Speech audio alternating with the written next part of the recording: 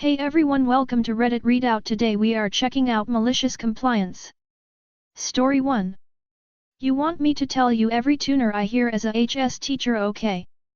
This was fun for me and I was shocked how long it was allowed to go on for. I'm a high school teacher of an elective subject that lots of kids take and enjoy. I build great relationships and generally have the same kids for multiple years, so I get all of the tea spilled to me. There was an incident during an after-school event. I was in one space doing my thing and some students who had been in another part of the building came in and said, "Mr. Taronk, there are people having sex in this other room." I follow them to the scene of the crime and there is nobody there. I do all of the appropriate follow-up to see if anything actually went down, but no body, no crime, and no one actually saw anything. They just said they saw the couple come out of the room and it smelled like sex when they went in after.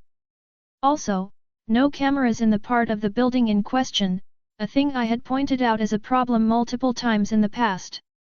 Fast forward like 4 months and the principal calls me down to their office.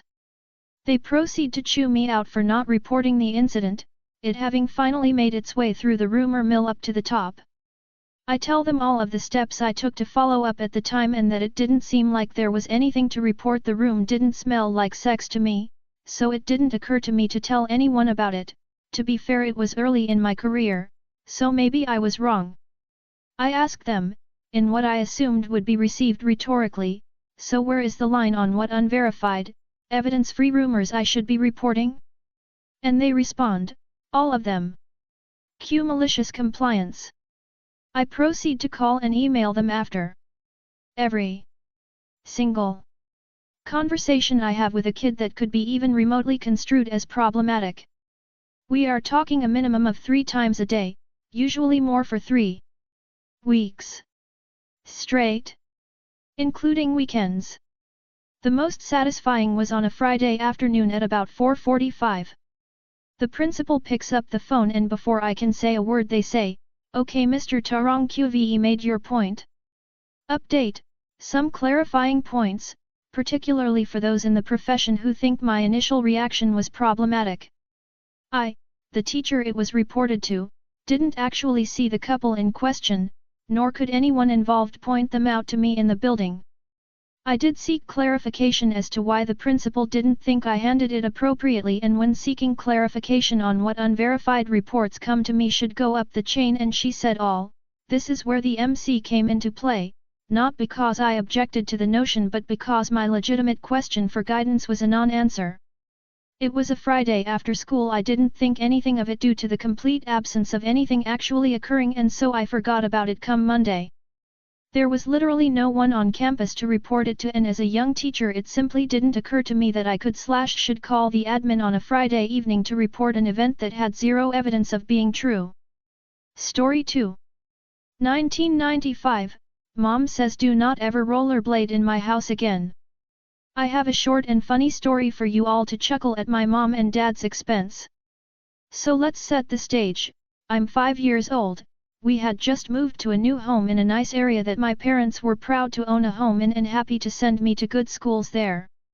It's summertime and the first couple of weeks of summer, and I had been on a big rollerblading kick as your typical 5-year-old in the 1990s.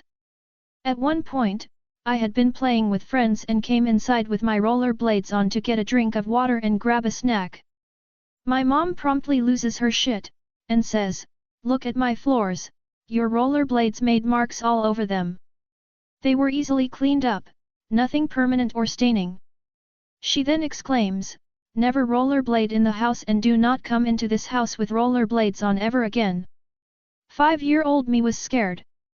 My old man was an all-American collegiate wrestler, so I sure as hell did not want Dad to come home pissed at me after Mom calls his Nokia brick cell phone to say how I've been misbehaving and ask that he handle it when he got home from work. Fast forward about 3 weeks, my grandma is babysitting me, and I'm outside playing in my rollerblades in the neighboring cul-de-sac. The urge to poop had been weighing on me for a little bit, but I was holding it in and rollerblading for as long as possible like a typical 5-year-old kid that's having fun. A few more minutes pass, and I gotta go like right now. I rollerblade back to the house and go into the garage, and as I'm about to open the door into the house I recall my mom's strong-worded demand to not enter the house with rollerblades on, ever again. I quickly rollerblade down the concrete path next to the garage into the backyard. I gotta go right now. I start to go towards the grass, but I'm overwhelmed while crossing the backyard wooden deck. I drop my shorts right there, squat down, rollerblades still on, and push out a huge turd right there in the middle of the backyard deck, which was extended out from the house. The turd is standing straight up from the floor of the patio, and as I look around I see my next door neighbors in the backyard grilling out, cackling at what they had just witnessed. My mom was quite unhappy when she got home about an hour later. She ended up having to clean up my off the deck, gagging and swearing the entire time.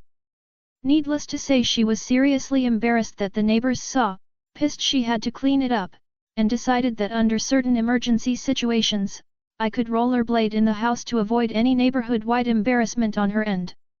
Story 3. Any quote from any book we've read? You got it, ma'am. This happened about 5 years ago, but the memory came back to me as I was driving to work. I, 17F at the time, was in my senior year of high school. I was an AP kid, meaning that I took nearly all AP classes, college-level courses for high schoolers, during my last 2 years of high school. I really didn't want to be drowning in homework though, so I opted to take General English in 11th and 12th grade, despite the many pleas of my teachers. I did take Honors English 9th and 10th grade though. I just didn't care enough about the subject to do all that extra work even though I was smart enough to do it. That being said, my 12th grade English teacher really liked me because I was respectful but not a kiss-ass, and I actually did the work and didn't do the bare minimum. She was cool, albeit a bit quirky, like neon yellow and teal split dye hair on a 5'2" woman, but she had a rule of no swearing. Mostly because of the whole if you give them an inch, they'll take a mile mindset all teens have. I wasn't bothered by it because I didn't swear much, but she made it a big deal. Remember that for later. Now let's get to the actual malicious compliance. As a final project of sorts for the class, we had to make a memory box of our high school experience, and then we would all present our boxes to the class. We had to write letters to our past selves, have trinkets that represent each year, projects we were proud of, etc. One of the things we needed was a quote from a book we've read in our English classes that remind us of each year. Remember how I said I took Honor English in the 10th grade? Well, that's the year that honors students, and only honors students, read my favorite book, Catcher in the Rye. I love the writing style. I know Holden is insufferable. If you don't know the book, the main character has an existential crisis over the corruption of the youth and purity and other stuff. In one scene he sees "fuck you" written in a school stairwell in a kid's handwriting and he freaks out. Admittedly, I was struggling with my mental health a lot in high school, specifically in the 11th grade. So I thought a quote where the character has "life throw a big fuck you in your face" was an appropriate summary. I checked with my teacher, not once, not twice, but 3 times to make sure any book we read in our English classes was fine. She was definitely suspicious and knew I was gonna do something. I'm sure she thought I'd do a call out on my peers or something that was a bit of a controversy in its commentary. But I was a goody one shoe, not fully a 2 shoes kind of person, but I definitely was not breaking rules, so she wasn't worried. The rest of story should be pretty clear now. When it was my turn to present, I showed off my trinkets and letters and monologue, and then it got to the quotes. I did my 9th and 10th grade quotes and then I paused. I was worried if I should back out. But then I thought about when the next time I'd be able to boldly say those 2 words in front of a group of people with undivided attention again. So I took my moment and read my quote. It felt like one of those and everybody clapped moments. The class went crazy. Like the kids that never did a single assignment were on their feet cheering, the track and field kids were laughing and sharing "oh my gods" with each other. Everyone was definitely paying attention now, and there was so much commotion that it took quite a few minutes to calm down. Keep in mind, for everyone else, the smart good girl just broke the teacher's biggest rule in a hyper-public way. This was a jaw-dropping moment for 17-year-olds. I quickly finished my last quote and hurried back to my seat.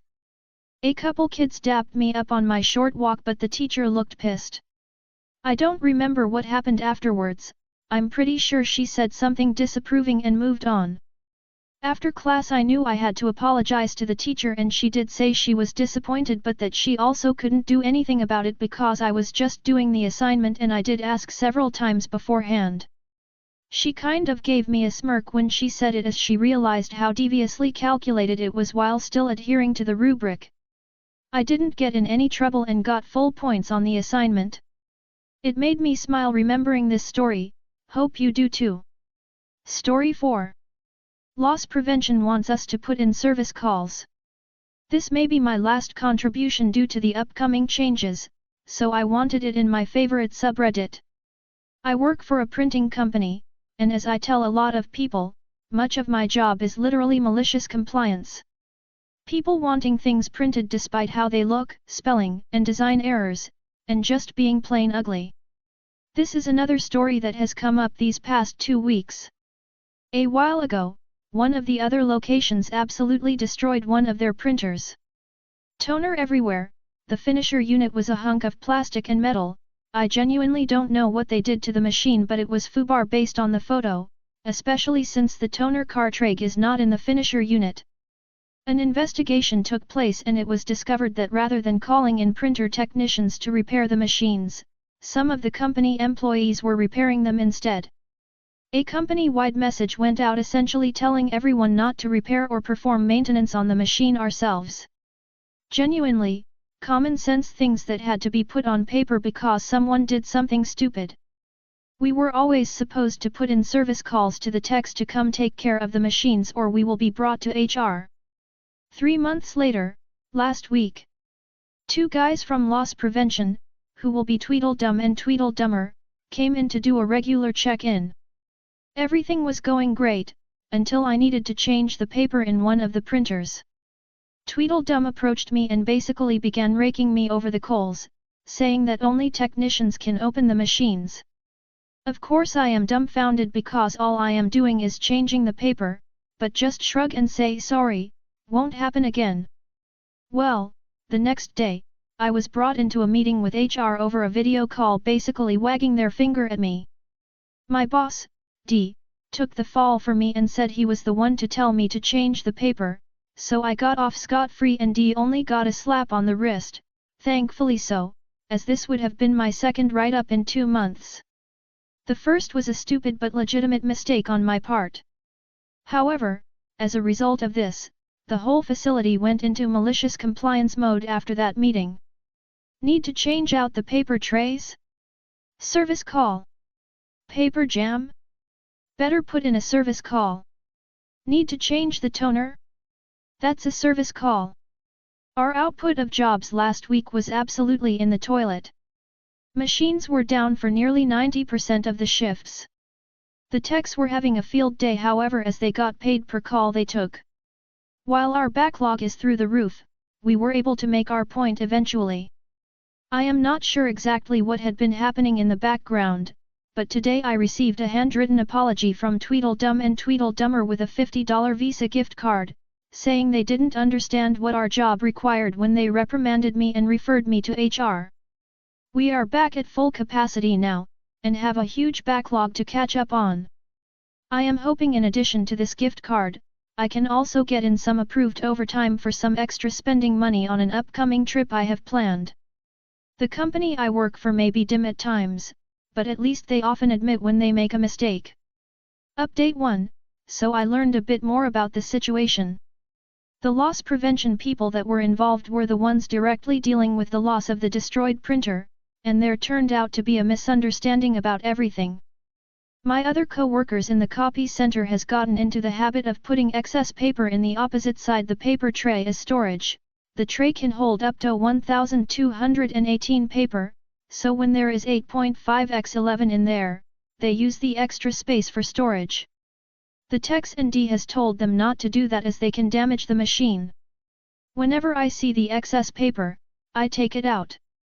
That's what loss protection saw, and why they reprimanded me in the first place. They assumed since I was working with the machines, I was the one who put that extra paper in.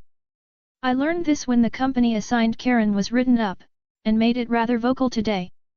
The problem with working with a good company like this is that it takes way too long to get rid of problem employees.